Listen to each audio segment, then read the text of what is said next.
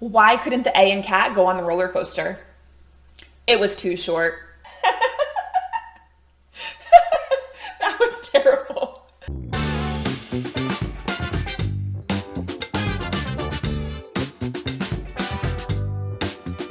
Welcome back to episode 9 of Phonics Rules for Teachers and How the Heck to Teach Them. Today we are going to be talking all things short vowels. What makes a vowel short and how do we teach it to our students? What's so short about a short vowel? You probably already know that short vowels are typically the first vowel sounds that students learn when they are learning English. You also probably already know that all of these words begin with a short vowel sound. Apple, egg, in, odd, up.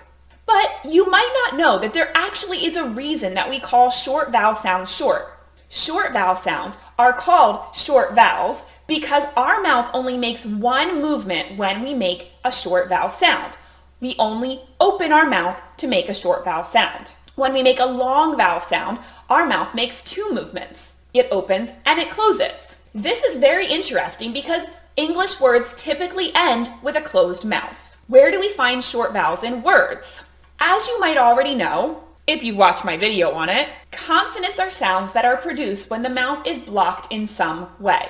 Since English words typically end with a closed mouth, that means that English words don't typically end with a short vowel sound. Yes, there are some exceptions, but not very many. So, we use a consonant after making a short vowel sound to close our mouth. That means that we mostly find short vowels within closed syllable words. Some examples of closed syllable words are hat, egg, wish, chop, and thump. So, why do we teach short vowels first? When teaching letter sounds, our goal is to help our students read and write as soon as possible. That is because when they're able to apply their phonics knowledge in context, it will help solidify that knowledge faster. Since most closed syllables contain a short vowel sound, and short vowels make up about 50% of all of the syllables in English, short vowels are the best place to start when teaching vowel sounds. Of course, in order to be able to use short vowels in context, students also need to know at least a handful of consonant sounds as well. In addition, while short vowel sounds can be spelled with multiple letters, I'm looking at you, Bread. Most of the time, short vowel sounds are spelled with a single letter, A, E, I, O, or U, followed by a consonant. This means that there is a clear and logical pattern for students to learn and understand as they're beginning to read and write. So now I'm going to share with you 7 strategies for teaching short vowel sounds in your classroom. Number 1, teach short vowel sounds along with consonants. If a student knows even just 2 or 3 consonants and 1 vowel sound, they will be able to read and build some small words. For example, if students know the sounds for the letters S, T, P, and A, they can read and spell at, sat, pat, tap, and sap.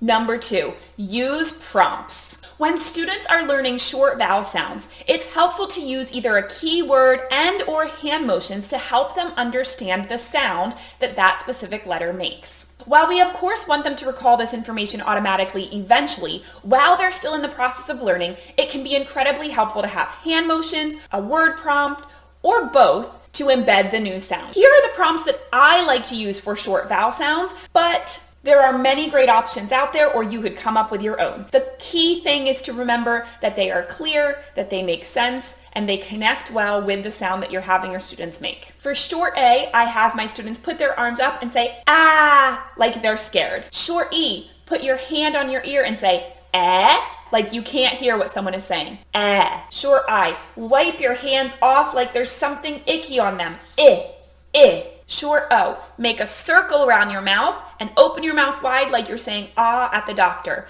Ah. Short U, put your hand on your tummy like something hit you in the tummy and say Of course, these are just the prompts that I like to use, but you can pick your own prompts as long as they connect to the sound.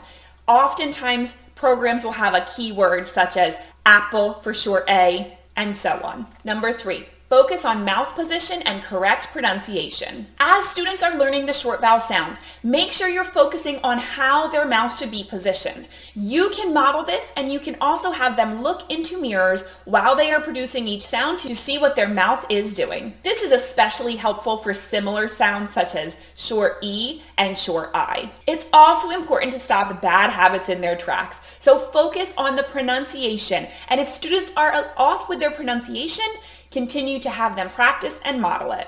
Number 4, explain why short vowels are short. It's really helpful for students to understand the why behind what they're learning. So take the time to explain to them that the reason we call short vowels short is because there's only one movement when we are making a short vowel sound. You can also explain that English words typically end with a closed mouth, which is why after a short vowel, we typically see a consonant letter to help us close our mouth. This also connects really well with the idea of closed syllables. Number 5, read and write in context. As soon as your students know a few consonants and 1 or 2 short vowels, start reading and writing words together. You can model this together. You can work in a whole group, in a small group, and one-on-one. The sooner students start building and reading new sounds, the more comfortable they will get with them and the easier it will be for them. Number 6, use decodable text to practice. As always, when students are ready, have them start reading with decodable text using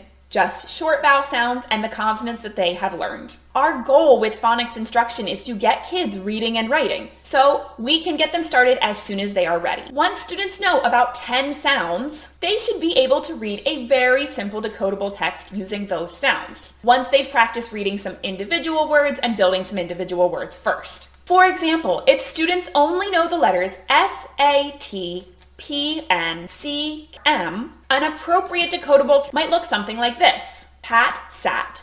Matt can tap. Matt sat. Pat can tap. And number 7, teach short vowels right along with closed syllables. Since closed syllables typically have a short vowel sound, you can first teach students to hear syllables in a word and then teach them about closed syllables as you're teaching short vowels. The more we can show our students the logical rules of English, the easier it will be for them to develop strong encoding and decoding skills. And if you want to know how you teach closed syllables, I will be talking about that next week. Don't forget to like and subscribe, and if you have any questions or comments, feel free to drop them below. Thank you so much for joining me for this week's episode of Phonics Rules for Teachers and How the Heck to Teach 'em.